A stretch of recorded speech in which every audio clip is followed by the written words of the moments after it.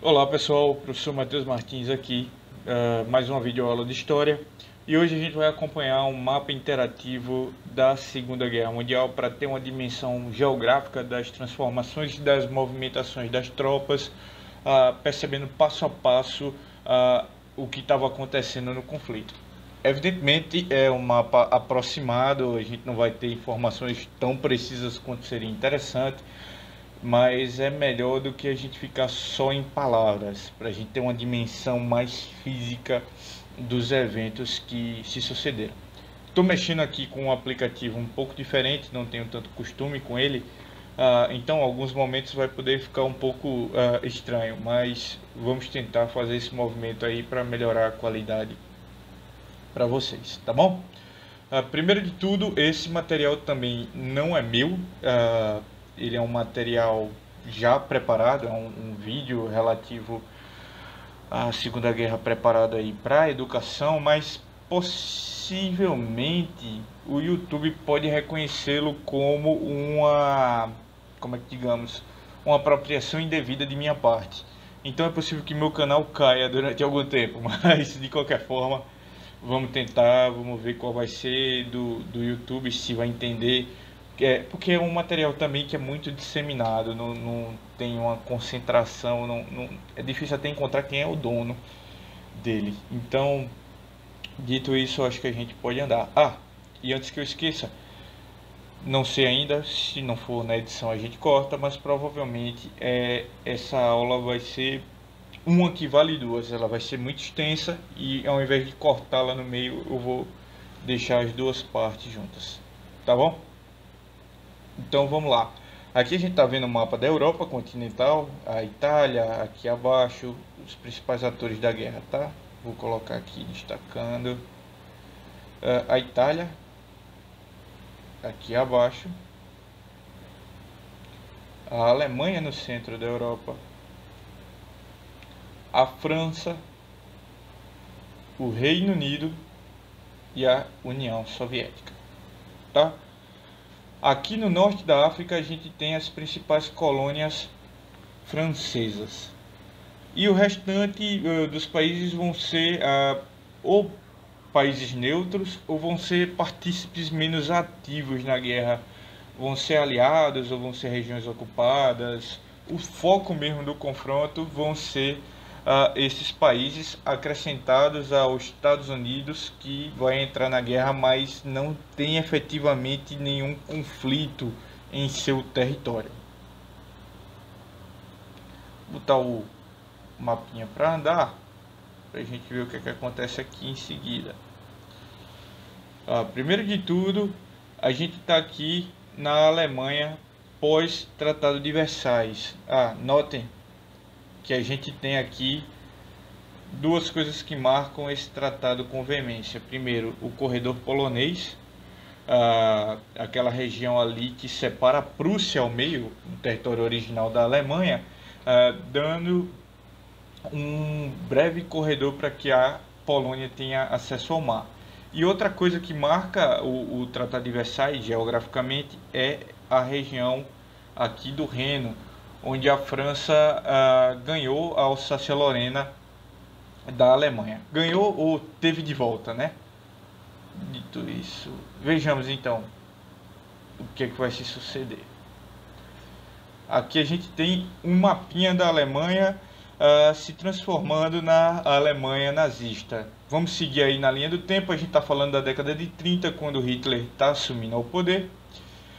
Mas a gente percebe que apesar do mapinha da Alemanha ficar todo laranjinha, tem essa região do Reno que permanece com outra cor, amarela. Por quê? Aqui é uma zona que, segundo o Tratado de Versalhes, precisaria manter-se desmilitarizada. A Alemanha nazista, por mais que crescesse militarmente, teve que manter essa região desocupada como uma medida aí profilática para a França reagir a qualquer eventual crescimento da Alemanha. Era meio que a Alemanha era obrigada a deixar uma guarda baixa para que a França invadisse esse território caso se sentisse muito ameaçada com o avanço dos nazistas. A gente vai ver que uma das primeiras medidas do Hitler é rasgar o Tratado de Versalhes e ocupar militarmente a região do Reno, assim recuperando aí a autonomia por toda a Alemanha institucional, ou o Estado alemão da época. Agora o Hitler, como a gente bem sabe, e os nazistas que o cercam, o Göring, o Goebbels, esse grupo como um todo, a gente pode mencionar até mesmo o Raposo do Deserto, que não é um nazista, ou Friedrich Pauls, que também não é um nazista, mas são militares. A gente pode mencionar que eles são militares com um desejo, com um anseio de expansionismo, de trazer de volta a Alemanha do pré-Primeira Guerra Mundial. Isso é algo marcado na cultura, na população germânica de um modo geral. O sentimento de humilhação, de perda, de derrota em relação à Primeira Guerra, isso que vai alimentar o crescimento do nazismo. Não à toa, as medidas da política internacional de Hitler vão ser destinadas ao crescimento geográfico da Alemanha, muito relacionado ao que a gente chama de Lebensraum, a ideia de espaço vital.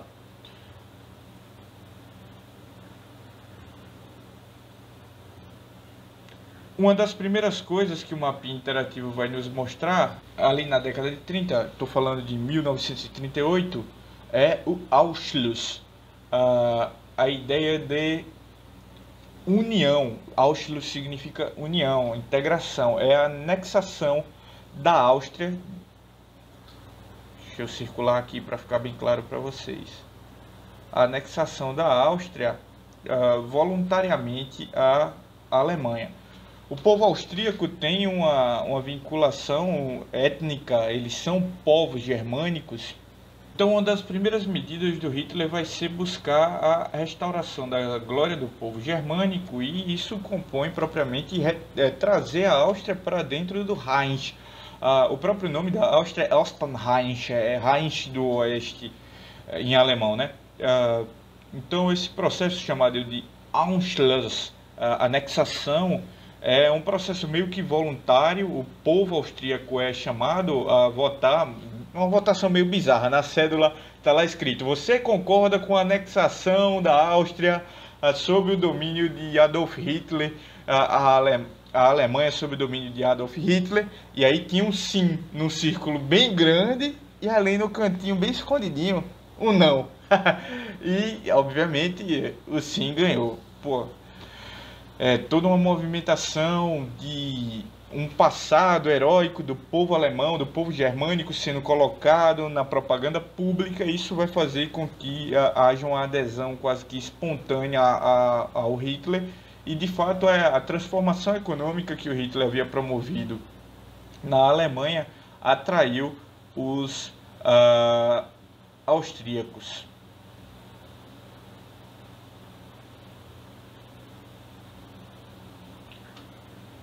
O segundo momento, e aqui já desperta alguma atenção das grandes potências da Europa, e aí eu estou falando em especial de Inglaterra e França, é quando Hitler começa a reivindicar as regiões dos arredores da Tchecoslováquia, conhecidas como Sudetos,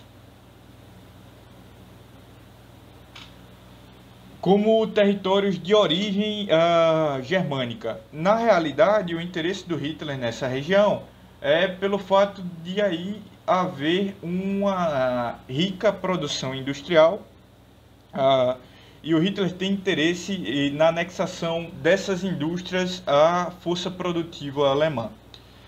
Os Sudetos acabam sendo anexados, mas, como eu disse, despertam meio que a atenção de França e Inglaterra, e chamam uma conferência de emergência para Munique. Nessa conferência é acertado que a Alemanha deve parar seu expansionismo nos Sudetos para estabelecer um certo equilíbrio de poder na Europa, mas já é sabido desde a Conferência de Munique que a Alemanha não ia parar ali. Inglaterra, França já tem essa perspectiva, já tem essa prerrogativa, e a própria Alemanha evidentemente tem um plano de domínio da Europa continental como um todo, não ia se deter dominando só os Sudetos. A gente vai ver que a Alemanha vai se expandir mais, vai dominar toda a Tchecoslováquia. As potências, Inglaterra e França, vão anuir, vão assentar interesses e permitir essa anexação. E o passo posterior vai ser a invasão à Polônia, que aí é a gota d'água.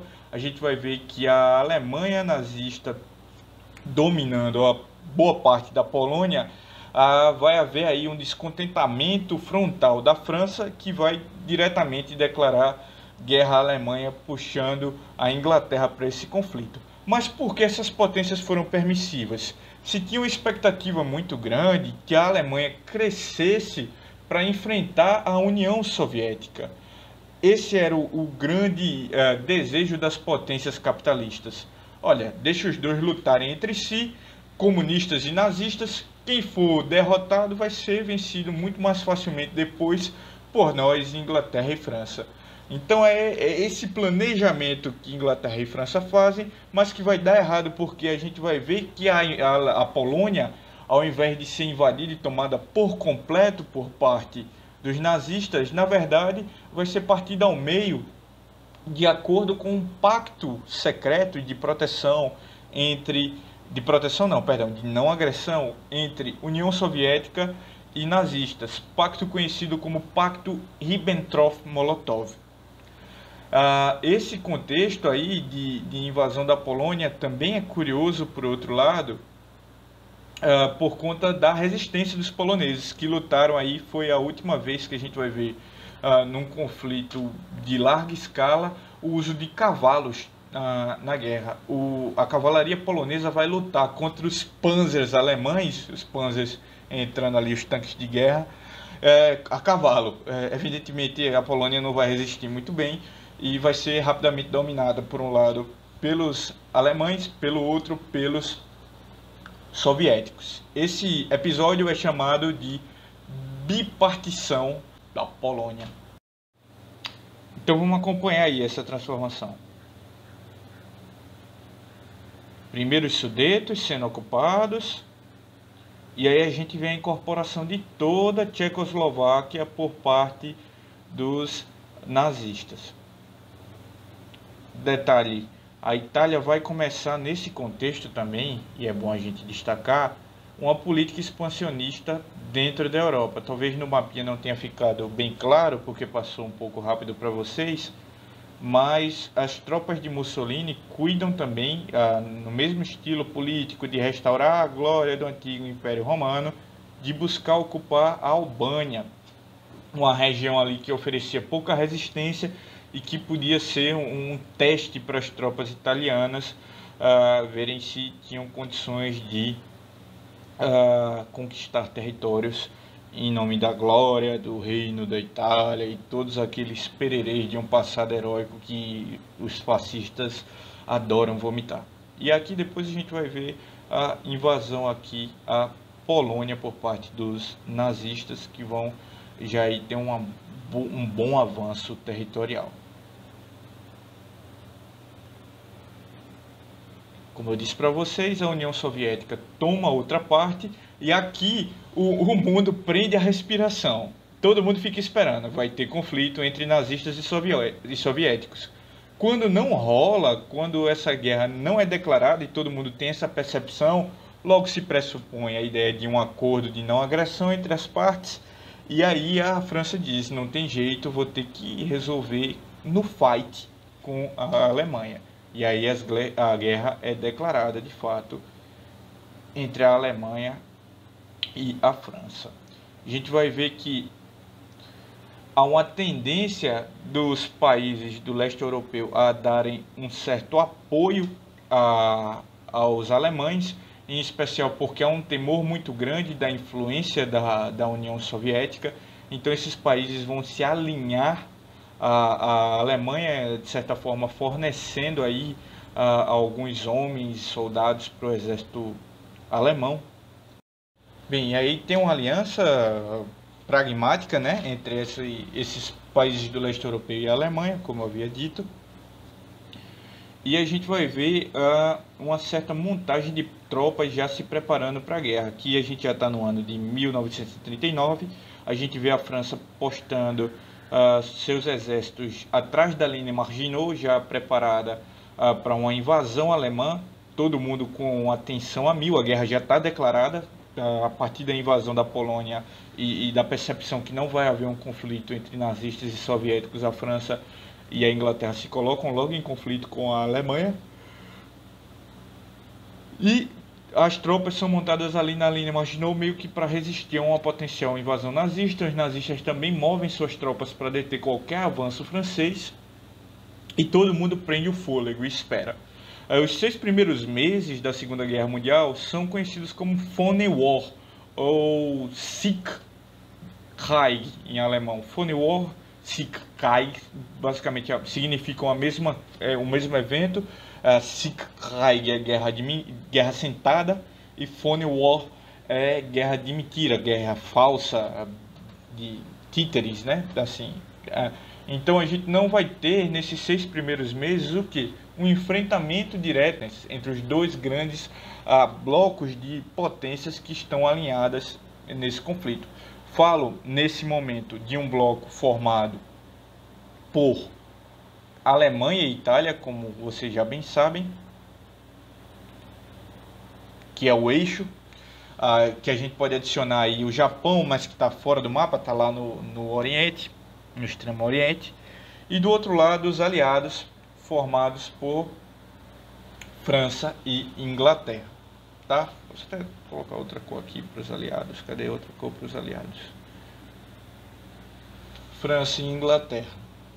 A União Soviética não estava na guerra ainda não, professor? Não. A União Soviética ela só entra no conflito quando a Alemanha rompe o Tratado de Não Agressão e invade o seu território. Até lá, a União Soviética vai estar tranquilaça no conflito, vai estar esperando para ver o que vai acontecer e não vai se envolver diretamente.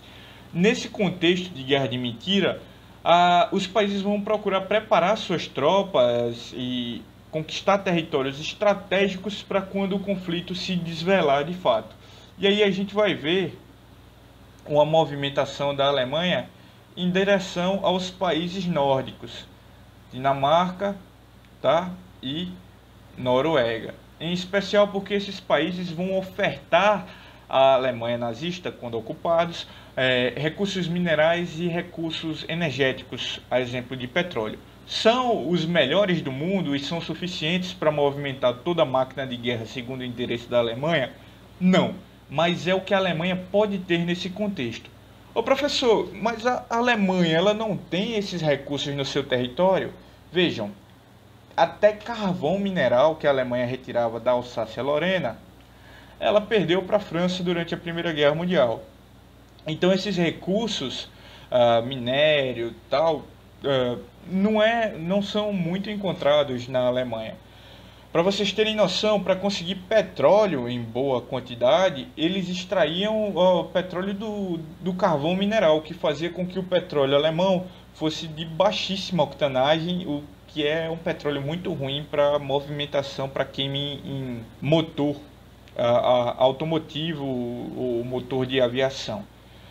É buscando um petróleo de melhor qualidade, então, que a Alemanha vai se direcionar ali aos países nórdicos, e também porque esses países têm uma estrutura, uma relação histórica, a ideia de povos de origem germânica, de origem goda, isso vai fazer com que eles tenham essa vinculação. Para a gente ver a movimentação vamos ver a movimentação da Alemanha para o norte. Primeiro invadindo a Dinamarca, conquistando a Dinamarca rapidamente, e depois já fazendo um teste de Blitzkrieg, levando aí bombardeios primeiro para depois invadir com tanques e com homens a conquista da Noruega. Professor, por que a Suécia aí não foi invadida também? Olha, a Suécia ela vai ser conveniente com os nazistas. É um povo que até hoje tem um povo bem desenvolvido, bem estudado, tal, mas parece que guarda no armário um uniforme nazista. Vez por outra se encontra aí grupos neonazistas muito fortes na Suécia, e isso vai ser também, nesse contexto, uma certa aliança de tendências entre essas duas populações. Eles concordam muito com as políticas do Hitler. E aí começa, depois de 6 meses dessa dessa Phony War, começa o conflito efetivamente. E a Alemanha, já bem estruturada de recursos energéticos, vai dar margem à Blitzkrieg para tentar isolar no território aqui da linha Maginot as tropas francesas. Então toda a movimentação da Alemanha, a gente vai ver em direção aqui à Holanda e depois em direção à Bélgica, tem como objetivo pegar tropas mais desguarnecidas na fronteira norte da França, vencê-las e contornar por trás o que há de mais forte das tropas francesas que estão atrás dos bunkers da linha Maginot. O movimento vai ser esse: a Holanda e a Bélgica se rendem em poucas semanas de conflito. Em menos de um mês, os alemães já estão dentro da França, e para derrotar os franceses e a França se render na guerra, é basicamente pouco menos de 3 meses de conflito, depois que o conflito realmente se inicia. Acompanhemos no mapa.